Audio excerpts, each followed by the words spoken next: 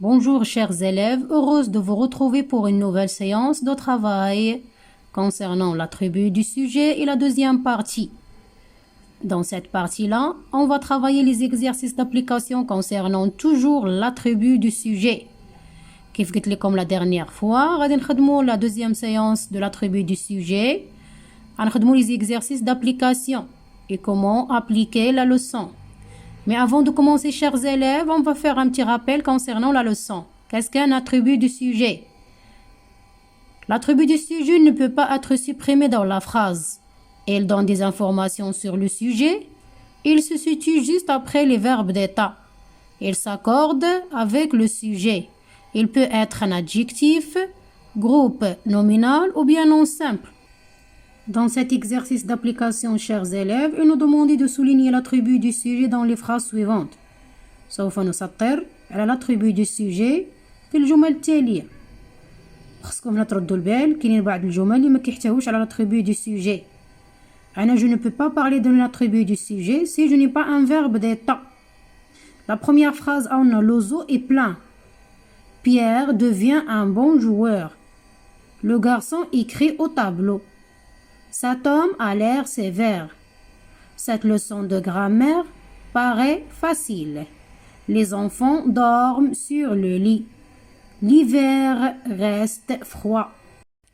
Comme vous voyez, chers élèves, j'ai déjà fait l'exercice, mais je vais l'expliquer maintenant. Alors, ناخذ la première phrase. On a l'oiseau est plein. علاش j'ai souligné le mot plein? واعتبرت l'attribut du sujet car j'ai le verbe être. Ou déjà le verbe être parmi les verbes d'état. Et on a déjà dit, si je trouve un verbe d'état dans la phrase, le mot qui vient tout de suite après zel s'appelle l'attribut du sujet car il donne des informations sur le sujet. Pierre devient un bon joueur. Pourquoi j'ai souligné un bon joueur? Car on a le verbe devenir. Et rappelez-vous, chers élèves, que le verbe devenir est parmi les verbes d'état. Il donne des informations, ou bien l'attribut du sujet ici, un bon joueur, qui? C'est Pierre. Le garçon écrit au tableau. Pourquoi? Parce que je n'ai pas un verbe d'état. J'ai le verbe écrire, et le verbe écrire n'appartient pas au verbe d'état. Cet homme a l'air sévère. Qui est sévère? C'est cet homme.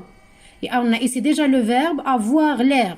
Avoir l'air est un verbe d'état. Alors ici, on a l'attribut du sujet. Cette leçon de grammaire paraît facile, puisqu'on a le verbe d'état paraître. Alors le mot qui vient directement après lui facile donne des informations sur le sujet.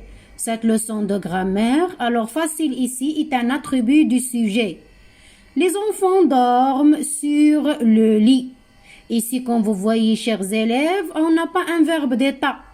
Alors, on ne peut pas parler d'un attribut du sujet, car sur le lit n'indique rien pour les enfants. L'hiver reste froid. Alors, ici, on a souligné froid, ça veut dire que c'est un attribut du sujet, puisqu'on a le verbe rester. Et le verbe rester parmi les verbes d'état. Voilà, chers élèves, je viens de terminer la séance. À la prochaine, à une autre séance. J'espère que vous êtes tous en bonne santé. Et n'oubliez pas de s'abonner dans ma chaîne. Merci.